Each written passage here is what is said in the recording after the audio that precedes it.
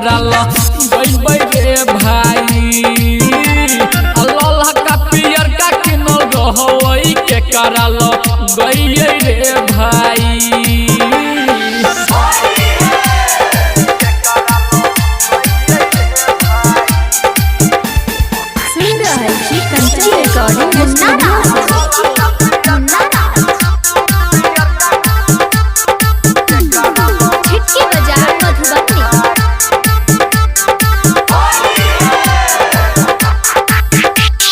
पिछला बेर होलिया में लगलिए भरपूर रे, आई बेर होलिया में चल गए दूर रे।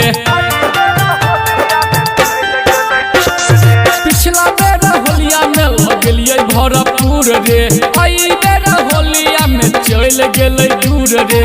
हमरा पिचकारी के पानी के जल देते रे भाई। हमरा पिचकारी के पानी के डल देते रे भाई। अल्लाह का पियर का किनल रहई के कराल गई रे भाई।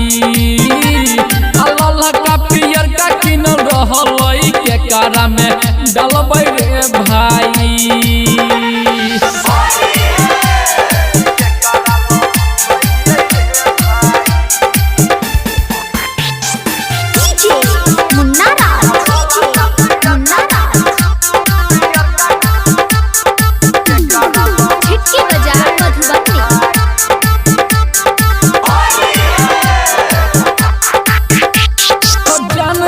कही के बनल गयो न जान रे, होलिया में जान गल पिया जी के गाम रे।